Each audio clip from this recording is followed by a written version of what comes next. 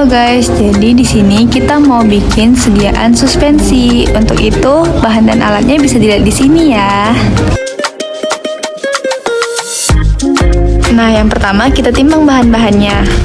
Kalibrasi botol 60 ml, panaskan Aquades, lalu buat sirup simplex dengan penambahan air panas dan jangan lupa diaduk di atas hot plate.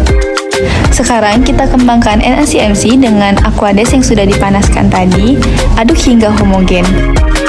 Setelah homogen, jangan lupa ditutup dengan kain dan didiamkan selama 10 menit hingga mengembang. Sekarang masukkan paracetamol dan tambahkan gliserin, kemudian digerus hingga merata. Nah, sambil terus digerus, jangan lupa tambahkan sirup simplex. Jangan lupa digerus hingga homogen ya teman-teman. Nah, sekarang campurkan ke NaCMC yang sudah mengembang. Kemudian digerus hingga homogen sempurna. Nah, tambahkan nipagin dan digerus hingga tercampur sempurna. Setelah tercampur, masukkan ke dalam botol 60 ml, tambahkan Aquades hingga batas kalibrasi, dan gojok botol perlahan.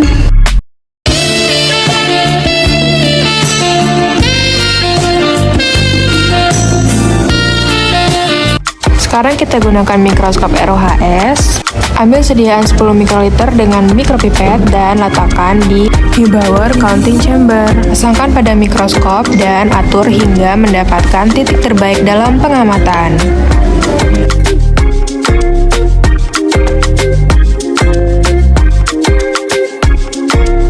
Tada! Nah, udah dapet nih partikel-partikel tersuspensi dalam suspensi paracetamol kami.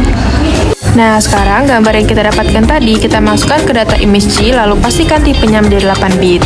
Pilih streak untuk menarik garis, untuk mengatur set scale, di analyze, klik set scale dan atur skalanya menjadi 250.000 dan ubah pixel menjadi nanometer, lalu klik OK. Nah, selanjutnya klik adjust, lalu pilih threshold dan didapatkan threshold seperti ini. Dan atur hingga mendapatkan partikel berwarna putih dan backgroundnya berwarna hitam.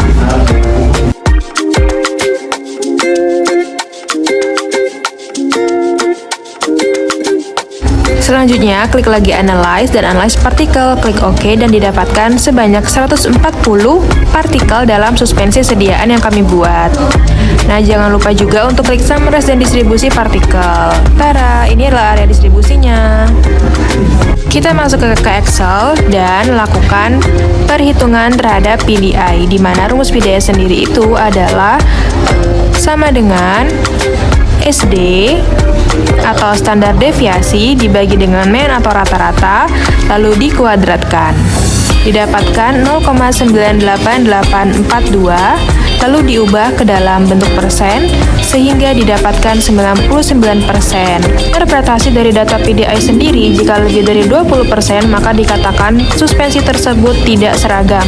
Dan jika di bawah 20%, maka dikatakan memiliki keseragaman yang baik. Dikarenakan ini 99%, maka suspensi yang kami buat ini tidak seragam. Selain data untuk PDI, data ini juga dapat digunakan untuk mengetahui nilai maksimum dari partikel yang didapatkan, di mana nilai maksimum dari data yang kami dapatkan yaitu sebesar 824. Dan untuk nilai minimum ukuran partikelnya yaitu didapatkan nilai sebesar 1.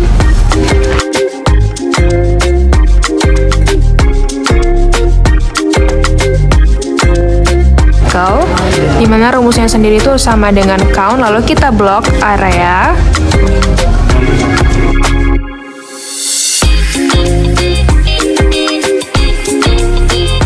Partikel. Selanjutnya untuk jumlah kelas dengan rumus sama dengan 1 ditambah 3,3 dikali log, lalu blok nilai n-nya. Didapatkan nilai sebesar 8,082223 yang dibulatkan menjadi 9. Selanjutnya kita juga akan mencari panjang kelas, di mana rumusnya sendiri sama dengan buka kurung maksimum dikurang nilai minimum tutup kurung dibagi dengan jumlah kelas yaitu 9 dan didapatkan panjang kelas 91,444 yang dibulatkan menjadi 92. Selanjutnya kita akan mencari interval, di mana interval pertama itu bernilai 1 atau sama dengan nilai minimum. Lalu untuk interval yang kedua itu tinggal kita tambahkan interval yang pertama dengan panjang kelas, yaitu sebanyak 92. Sehingga didapatkan interval 93, dan lalu kita tinggal tarik garis saja hingga mencapai panjang kelas ke 9. Lalu untuk interval sebelah kanan kita akan menambahkan nilai minimum atau interval yang tadi dengan 92 lalu dikurang dengan 0,1. Nah, untuk interval yang kedua dari sisi sebelah kanan itu tinggal masukkan sama dengan 92,9 ditambahkan dengan panjang kelas 92 lalu dikurang dengan 0,1. Lalu kita tarik garis hingga jumlah kelas ke 9. Selanjutnya kita akan mencari nilai dari batas kelas. Nah, untuk batas kelas yang di sebelah kiri itu sama dengan interval dikurang 0,05. Nah, didapatkan batas kelas 0,95 lalu ditarik garis hingga jumlah kelas ke 9. Dan untuk batas kelas yang sebelah kanan, kita masukkan nilai interval kanan ditambah dengan 0,05. Oke, nah didapatkan batas kelas seperti yang ada pada tampilan. Selanjutnya kita juga akan mencari nilai dari frekuensinya. Frekuensi dihitung dengan memblok nilai dari area, lalu memblok interval sebelah kanan,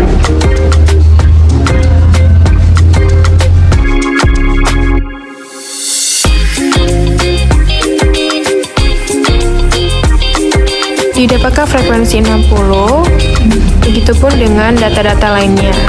Nah, selanjutnya kita pastikan apakah jumlahnya benar dengan nilai N dengan mengklik sama dengan sum dan blok semua nilai frekuensi. Nah, benar saja ada 110 nilai jumlah partikel.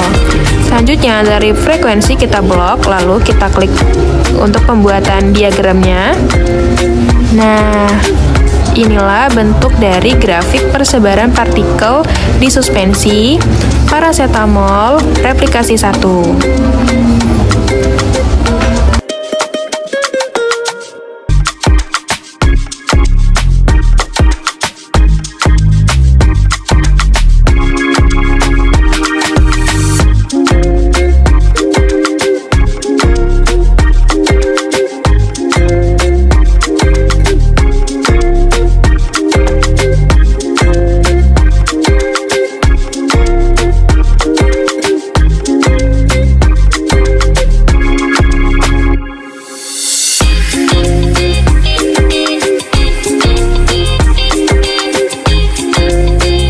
Nah, sekarang kita akan hitung berapa sih partikel dalam setiap mikroliter larutannya dengan rumus N per grid dikali kedalaman Neuber.